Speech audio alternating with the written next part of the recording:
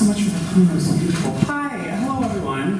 Hi, my name's Fishback. Thanks so much for having me here to give this guest sermon. Thanks so much to Steph for inviting me, and to Steph and Jack for being such incredible hosts. And thank you just for letting me be in this beautiful space with you. I know that you all know this because you're the congregants here, but like you guys have like such good energy here. It's like really, this is a really wonderful place to be. Also, that play was incredible. That's like the best play I've seen in a really long time. So I have around 20 minutes to explain the entire Israel-Palestine conflict. And the spiritual nature of Jewish epigenetic trauma, and offer some kind of redemptive reflection on how to stand for justice against the mainstream of your community. So, I'm going to try my best, and if I fail, then those of you with Christian inclinations can forgive me. That's like some, I thought I'd warm up for the inflammatory politics with some religion humor. So I'll start off by introducing myself and my context. There are a handful of ways in which I'm special, but for the most part, I'm like an extremely typical, even stereotypical white American Jew. I grew up in the Metro DC suburbs to an upper middle class family. My parents were very, very mainstream Clintonian Democrats, and we were very involved in our Reform synagogue. I sometimes jokingly refer to Reform Judaism as Protestant Judaism because it's kind of, it's a little buttoned up, it's a little structured. I remember in synagogue not feeling a strong sense of emotion or a real connection to the way our ancestors worshipped or the way they thought or felt. The only thing our synagogue really had in common with our ancestors was that we were constantly repeating the same general story that our ancestors constantly repeated, which is basically, we were slaves in Egypt, then God set us free, thank you God. And loosely laid over this was a more contemporary story, which was, they nearly killed us in the Holocaust, but they didn't finish the job, now we're safe in the US and Israel, thank you US and Israel. And as is the case with most synagogues in the US, the bima, which is this part of the synagogue, was flanked by both the American and Israeli flags. So both states were represented on the altar of worship, and there was an implicit connection between God and state. Now, underneath all of this for me was a totally separate narrative that was sort of subterranean, which was our family tried to overthrow the Tsar in Russia to literally create a socialist utopia, but we were run out and we ended up in the Bronx where my grandmother would get beaten up by the NYPD in anti-Mussolini demonstrations, and where my great aunt was photographed in a newspaper kicking a cop in a labor rally, and where our entire existence was defined by rebelling against injustice no matter what the cost. And this was all, of course, as a child for me, totally reinforced by the movie An American Tale, which came out when I was very young, in which all of this happens except with mice. So it was very indelible for me. Socialist Jewish mouse is my gender identity. So even though my family's religious life was structured to make me revere Israel, our deeper narrative life, the stories that were most indelible for me, was about fighting injustice, and ultimately those two stories would clash. Before I move forward, I should define some terms. Oh, I forgot to put this down. Thanks, Jack. So, theoretically, while I was saying all of that, we were going to see that. That's the title of the sermon. And, okay. Define terms. Steph asked me to define terms. And I was like, okay, defining terms will take the whole time. Zionism. Zionism is a political ideology that was created in the 1800s. So for context, Jews have been around for multiple millennia, and Zionism has been around for a little over 100 years.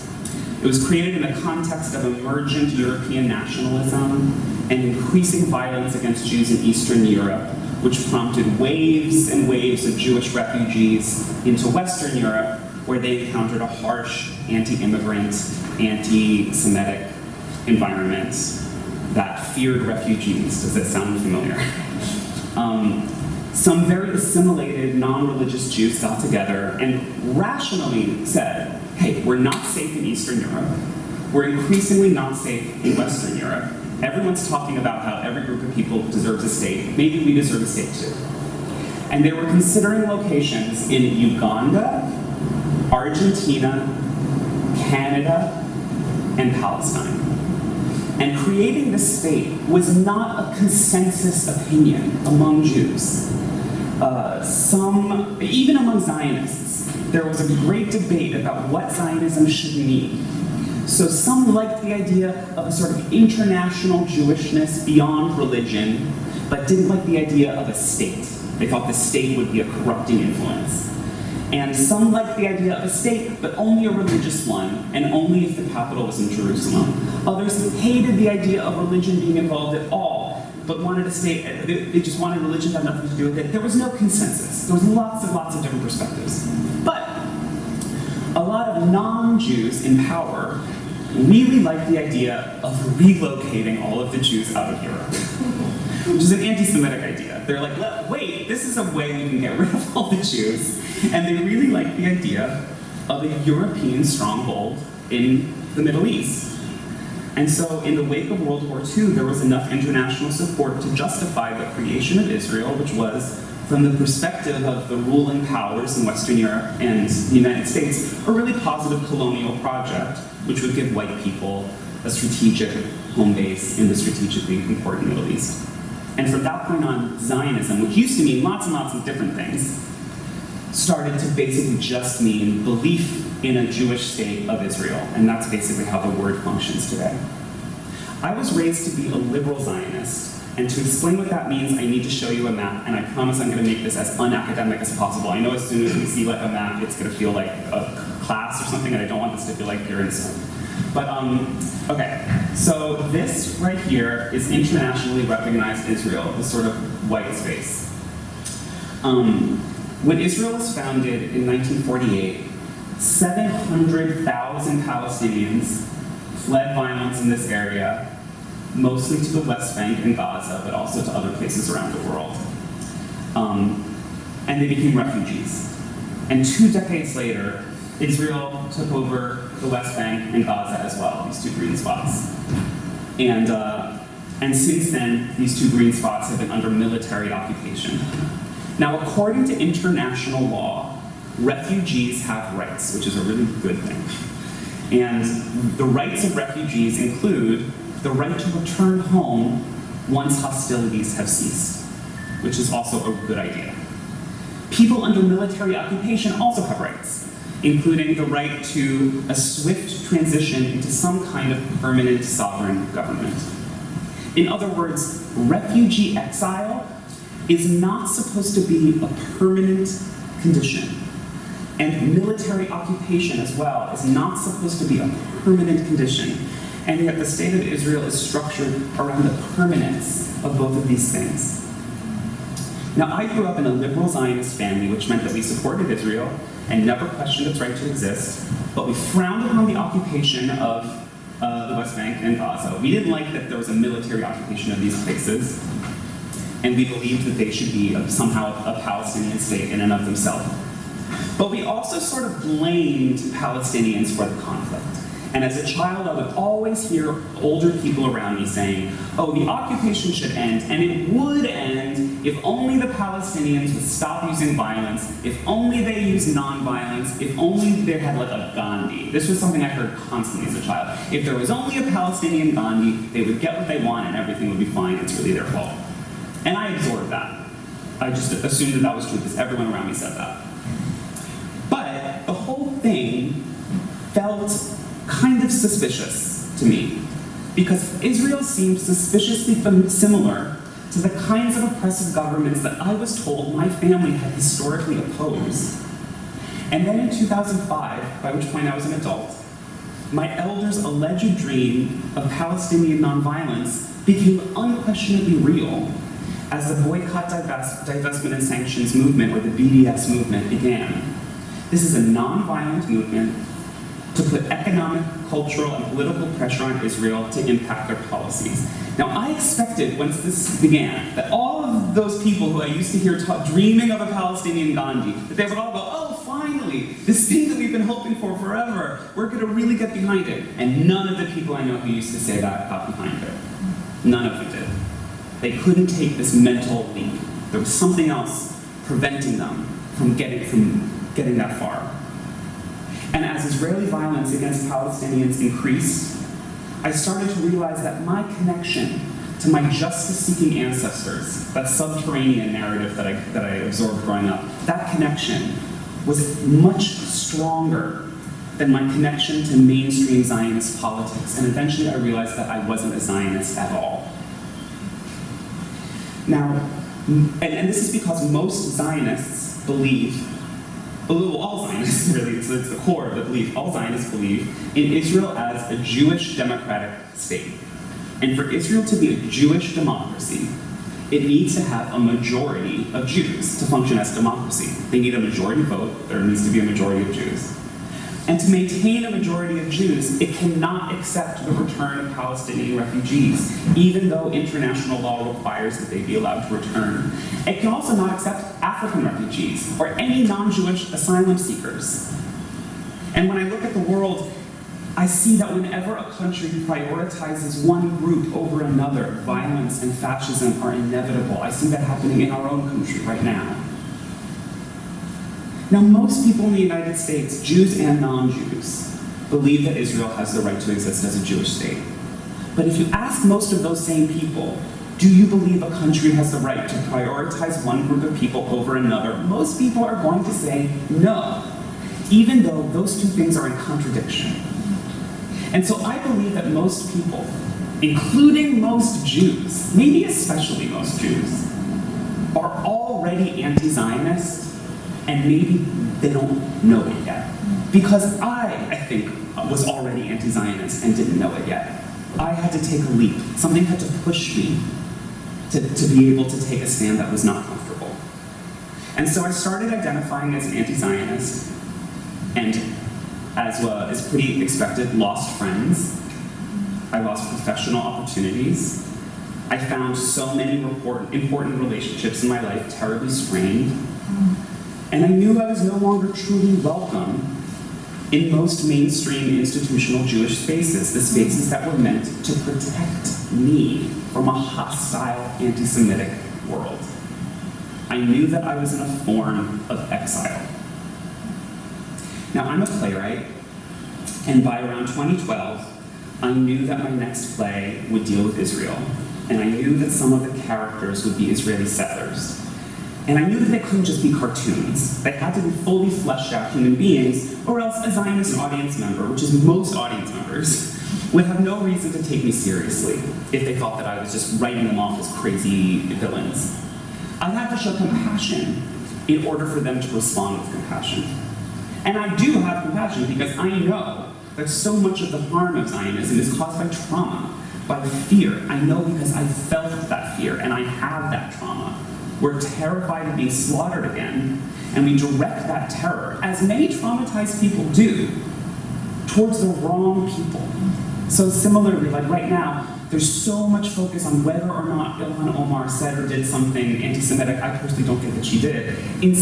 Where a lot of that focus could go on the actual white nationalists who are literally plotting our mass murder. So our trauma gets directed at the wrong people. I get it. But I'd never been to Israel before. So I knew I had to go there to really talk to people so I could create characters from a deeper place of knowledge and experience. So in 2015, I spent a month in Israel, Palestine, with a great organization called Eyewitness Palestine. I highly, highly, highly recommend that you look up this organization. The group that I went with was mostly, what were they? They were Presbyterians from Atlanta. It was mostly like a middle-aged and older, senior group of Atlanta Presbyterians and like me. So I could talk for hours about this trip, but I swear I'm getting somewhere quickly. So I'll just show you a few moments. So this is the wall. This is a spot on the wall, which some people call the separation wall or the apartheid wall. And you may have heard about this in the press as the wall that separates Israel from the West Bank. In fact, in reality, the wall is actually pretty far into the West Bank. And it often runs through villages, separating families, or it will split off the town from its agricultural space. In Palestine, traditionally, you live in a village and you travel to your farming land, so it's very easy for Israel to put the wall between the village and the farmland, disenfranchising an entire village of people.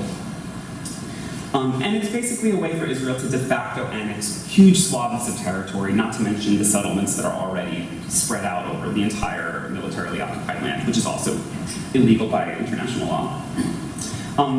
Within that wall, in Israel-controlled East Jerusalem, Israel has for years been demolishing Palestinian homes to replace them with new homes for Israeli Jews. Or they'll just take the Palestinians out of a home and put Israeli Jews directly into the home, sometimes at the same time so that they literally see each other passing as the new family is placed in the home with all the possessions of the Palestinian family. But this is the rubble of a bulldozed Palestinian home. We were told that children in these neighborhoods often bring their toys with them to school because they know that there's a chance that their home might be bulldozed while they're at school and they want to salvage some of their possessions in advance in case this happens. We also visited the city of Hebron, which is a terribly frightening place. Hebron is a Palestinian city in the West Bank, but settlers have basically taken over half of the city. But it's not like one side is Palestinian and the other side is Israeli settlers. The settlers are all throughout the city in strange shapes. So there's hundreds of military checkpoints throughout the city to make sure that the settlers, to make sure that the Palestinians don't get in the settler areas. So you're in one city, but it could take you hours to get from one place to another because there's all these military checkpoints, and the military, let's just say they don't let Palestinians go through with ease or swiftness.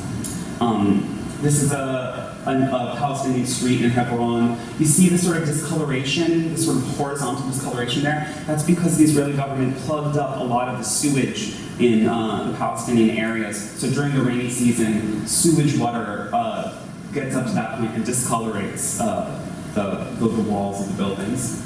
This is another blocked off passageway in the city. So like this is supposed to be a place where you get from one place to another, but the city is so fragmented that they place these blocks.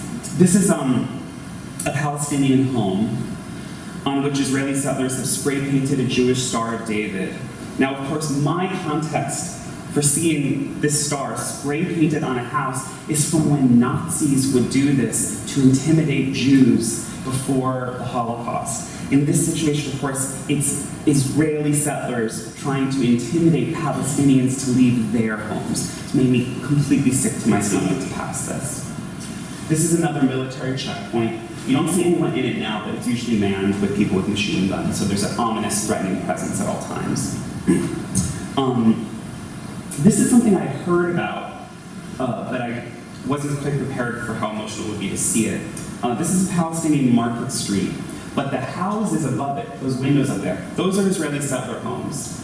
And they throw so much garbage onto the street below at the merchants and their stands that the Palestinians have set up this ceiling, this like metal grate ceiling, like a fence above, to catch stuff as it drops. So here, I saw all the stuff that was caught in the grate. It's like diapers and knives and bottles, and some of the fabrics that were being sold were stained with cleaning water and urine.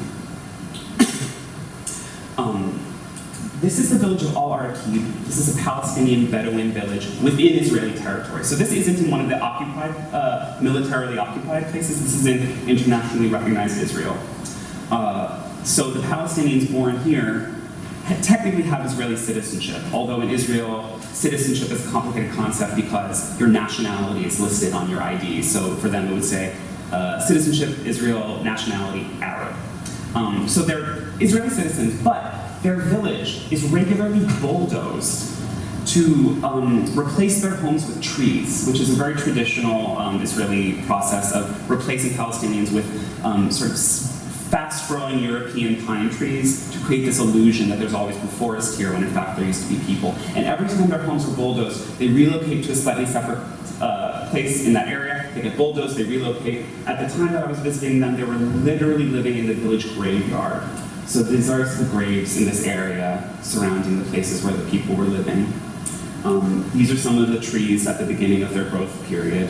The people I met used to live where these trees are. This is the sheikh of the village who spoke very movingly. He kept saying, the world is asking Israel to make peace with the West Bank and Gaza. But what about us, he said. If Israel can't make peace with us, then why should they make peace with anyone? And it was a real reminder that even if the occupation should end, the structural injustice of Zionism would still continue within the land of Israel. This is one last slide from my trip. This is Shalom Aleichem Street. So at one point I spent a whole day with a settler family in a settlement.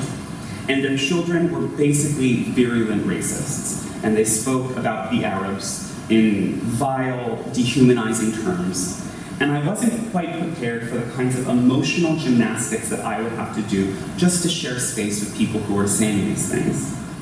And so I take the bus back to my hotel in Jerusalem, and I get off at this street, Shalom Aleichem Street. Shalom Aleichem was the pen name of one of the most important Yiddish writers. Fiddler on the Roof, of course, is based on his stories.